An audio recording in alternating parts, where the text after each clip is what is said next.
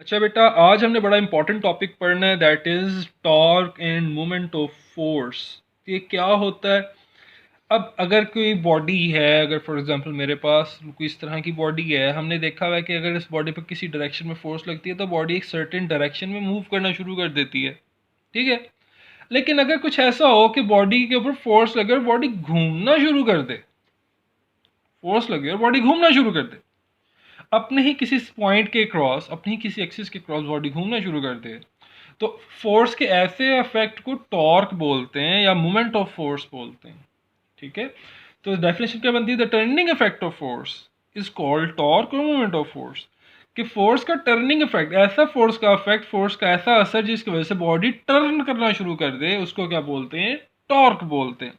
इसका सिंबल बेटा ये इस तरह से, ये टी होता है, इस तरह से टेढ़ा करके मद्दा की तरह के डालते हैं, नीचे से जो कर्व्ड होते हैं, नीचे वाला डंडा कर्व्ड होता है, इसको टॉ बोलते हैं। टी ए यू बोलो या टी ए डब्ल्यू बोल दो, टॉ। ठीक है ना? इसकी प्रोनाउंसिएशन होती है टॉ। इसका बेटा मैथमेटिकल फॉर्म होती है टॉ बराबर होता है फोर्स मल्टीप्लाई बाय लेंथ या force multiply by moment arm. ठीक है। अब ये force multiply by moment arm कैसे बनता है, ये क्वेश्चन कहाँ से आती है बेटा, ये आगे जाके एक्सप्लेन में करूंगा। इसका ऐसे यूनिट क्या होता है? ऐसे यूनिट तो न्यूटन मीटर। कैसे बनता है? फोर्स का न्यूटन है, लेंथ है, मीटर होता है, तो newton length, force multiply length, newton multiply by metre, newton metre. अच्छा, अब बेटा फोर्स जो टॉर्क होता है एक वेक्टर क्वांटिटी होती है। ठीक है। अब इस वेक्टर क्वांटिटी में ये जो एफ है ये भी वेक्टर क्वांटिटी कंसीडर करते हैं और एल को भी वेक्टर क्वांटिटी कंसीडर करते हैं, तो टॉर्क भी इससे वेक्टर क्वांटिटी बनती है और दो वेक्टर क्वांटिटीज के क्रॉस प्रोडक्ट होता है ये क्रॉस प्रोडक्ट क्या चीज़ है बेटा, इसको आपको टेंशन लेने की जरूरत नहीं है। आगे जाके आप लोग पढ़ोगे नेक्स्ट क्लासेस में जाके, फर्स्ट ईयर में जाके देखोगे, फिर आपने इसकी टेंशन नहीं लेनी। फिलहाल आप बस ये याद रखो कि फोर्स से टॉर्क एक वेक्टर क्वांटिटी है। ठीक है। अब ये जब टॉर्क अप्लाई होता है, मैंने अभी आपको बताया कि किसी बॉडी पे लगे बॉडी घूमना शुरू कर दे, बॉडी घूमेगी कब? अगर बॉडी रिजिड बॉडी होगी। तो टॉर्क जो अप्लाई होता है वो रिजिड बॉडीज पर अप्लाई होता है मैक्सिमम। ठीक है। मोस्ट ऑफ द केसेस में टॉर्क जो अप्लाई होता है वो किस पर अप्लाई होता है?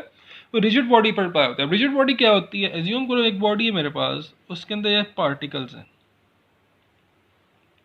ठीक है। अब हर पार्टिकल का दूसरे पार्टिकल से एक सर्टेन डिस्टेंस है, इसका ये डिस्टेंस है, इसका ये डिस्टेंस है, इनका ये डिस्टेंस है, हर पार्टिकल का एक सर्टेन डिस्टेंस है दूसरे पार्टिकल से। ठीक है। अब अगर मैं इस बॉडी के ऊपर फोर्स लगाता हूँ, इस डायरेक्शन से फोर्स लगती है या किसी भी इस डायरेक्शन से फोर्स लगती है, किसी भी डायरेक्शन से फोर्स लग रही है, फोर्स लगने से अगर मैं बॉडी को फोर्स करूँ या प्रेस करता हूँ, ठीक है, अगर मैंने फोर्स बॉडी को प्रेस करता हूँ, लाइक ये है, अगर मैं इसको प्रेस करता हूँ ऐसे, ठीक है ना, किसी जगह से प्रेस करता हूँ, दोनों डायरेक्शन से फोर्स लगाता हूँ, मैं ऊपर से भी नीचे, एक साइड से दूसरी साइड से फोर्स लगाता हूँ, और फोर्स लगाने से बॉडी की शेप में तब्दीली नहीं आती। शेप में तब्दीली ना आने का मतलब क्या है कि बॉडी के पार्टिकल्स हैं, पार्टिकल्स के पेयर्स के दरमियान जो डिस्टेंस है, लाइक इन दोनों, ये दोनों पेयर कंसीडर करें तो इनका आपस का डिस्टेंस, इन दोनों का आपस का डिस्टेंस, या इन दोनों का आपस का डिस्टेंस, ये पार्टिकल्स के आपस के पेयर्स के आपस का जो डिस्टेंस है वो अगर चेंज ना हो रहा हो तो ऐसी बॉडी को हम रिजिड बॉडी कहते हैं। ठीक है। तो rigid body is the one that is not deformed by force और फोर्सेस एक्टिंग ऑन इट। ठीक है। ऐसी फोर्सेस जिसकी ऊपर फोर्स या फोर्सेस, एक से ज़्यादा फोर्सेस लगे और वो डिफॉर्म ना हो, अपनी शेप ना तब्दील करे, उसके पार्टिकल्स अपनी जगह से मिसप्लेस ना हो, तो ऐसी बॉडी को रिजिड बॉडी कहा जाता है। ठीक है। अब अगर ऐसी रिजिड बॉडी पर एक सर्टेन इस अंदाज में फोर्स लगे कि वो घूमना शुरू कर दे, घूमे किसके क्रॉस? एक सर्टेन पॉइंट के क्रॉस। क्या मतलब है इस बात का कि अगर फॉर एग्जाम्पल मैं कहता हूँ मेरे पास ये एक बॉडी है, मैंने एक खास यहाँ से पकड़ के ना बॉडी को फोर्स लगाई और बॉडी इस एक पॉइंट के क्रॉस घूमना शुरू कर दिया, इधर फोर्स लगाई तो बॉडी क्या करेगी? बॉडी ऐसे घूमेगी ना। ठीक है। बॉडी इस डायरेक्शन में घूमना शुरू कर देगी।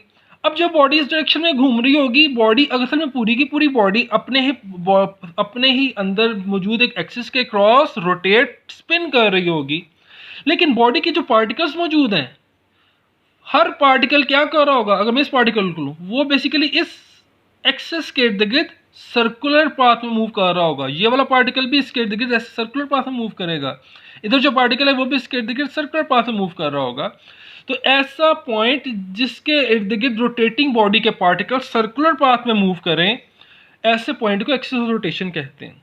When a rigid body rotates about a line, अब ये जो याद रखो, ये जो पॉइंट है, इस पॉइंट को हम स्ट्रेट लाइन से कंसिडर करें, लाइक ऐसे है कि मैं कहता हूँ ये मेरा हाथ है और मेरा हाथ यहाँ से फिक्स्ड है, तो अगर मैं यहाँ से फोर्स लगाता हूँ और वो पार्टिकल इसके इर्द गिर्द हाथ मेरा ऐसे घूमता है, तो जिस पॉइंट के इर्द गिर्द एक क्रॉस घूम रहा है, मैं इसको पॉइंट को एक वर्टिकल लाइन के तौर पर कंसीडर कर रहा हूँ यहाँ पे, ठीक है।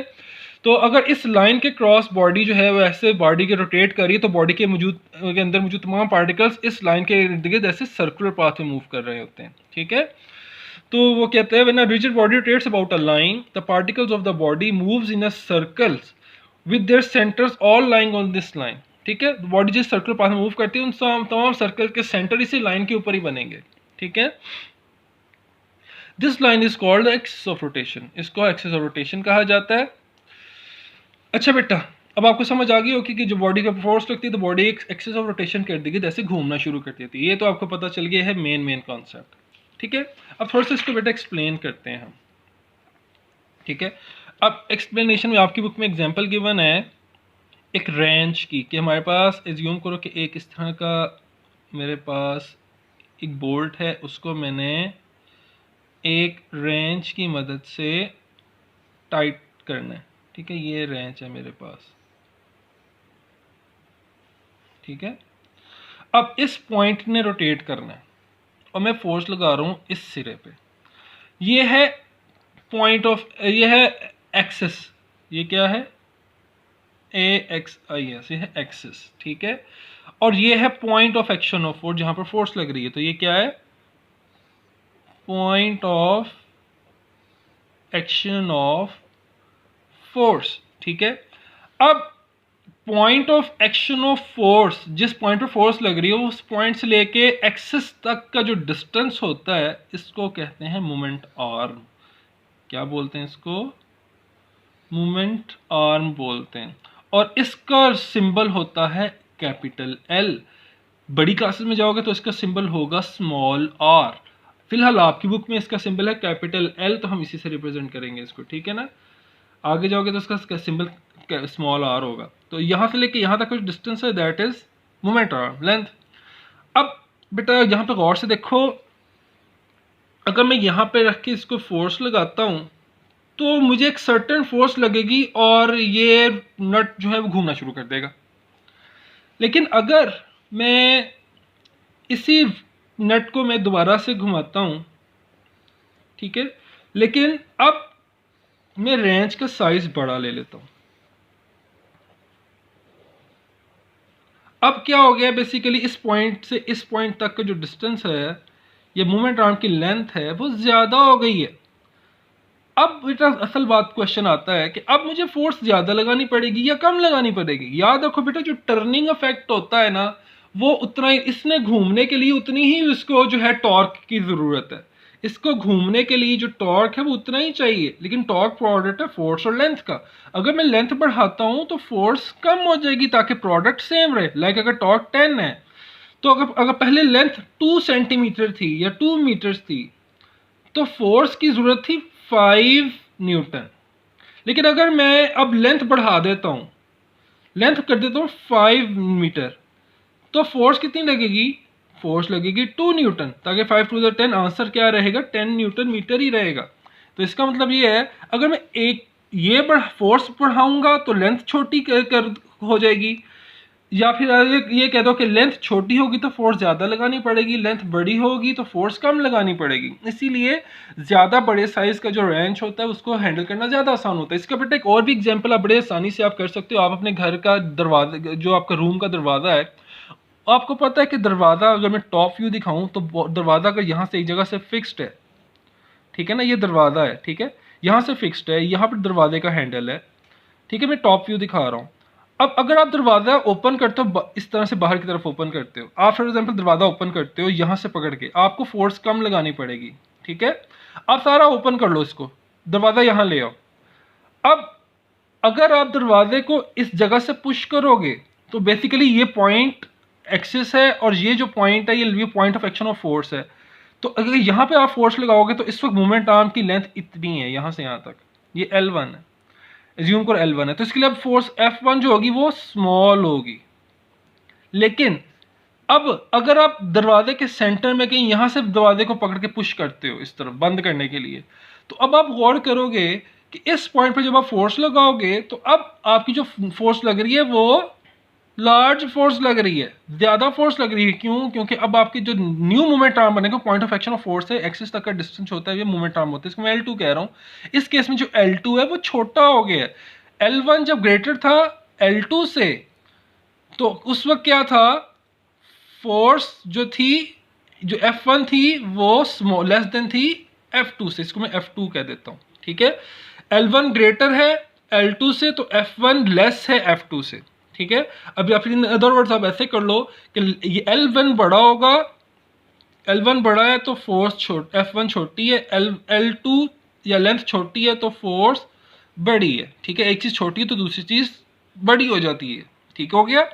अच्छा, अब बेटा जिस पॉइंट पर फोर्स लग रही होती है, अगेन जिस तरह से मैंने इसको बेटा एक वर्टिकल लाइन से रिप्रेजेंट किया था, इसको भी बेटा हम वर्टिकल लाइन से रिप्रेजेंट कर सकते हैं जिस पॉइंट पर फोर्स लगती है। ये ऐसे ही जैसे लिए मेरा मार्कर है, इस पॉइंट पर बेटा अगर फोर्स लग रही थी, ये पॉइंट अगर फिक्स पॉइंट था, तो इसके क्रॉस ये जो वर्टिकल लाइन है, ये था मेरे पास लाइन, ये था मेरे पास एक्सिस, जो लाइन थी जिसके क्रॉस बॉडी रोटेट करती है, मेरे पास line of action, line of axis था। अगर इस पॉइंट पर मैं फोर्स लगाता हूँ इसको घुमाने के लिए, तो इस जिस पॉइंट पर फोर्स लग रही है, अगर उसको भी मैं एक वर्टिकल लाइन से रिप्रेजेंट कर दूं, या फिर वर्टिकल लाइन से, इस अगर फॉर एग्जाम्पल फोर्स में इस तरफ लगा रहा हूँ, जिस डायरेक्शन में फोर्स लगा रहा हूँ उसको मैं एक वर्टिकल लाइन से रिप्रेजेंट कर दूं, तो इन दोनों लाइंस के दरमियान जो परपेंडिकुलर डिस्टेंस होगा, ठीक है, वो परपेंडिकुलर डिस्टेंस जो होता है, अगर यहाँ ये लाइन इस पॉइंट, इस लाइन से इस लाइन तक का जो डिस्टेंस है, ये वाला डिस्टेंस, इस डिस्टेंस को बोलते हैं मोमेंट आर्म। इस डिस्टेंस को क्या बोलते हैं?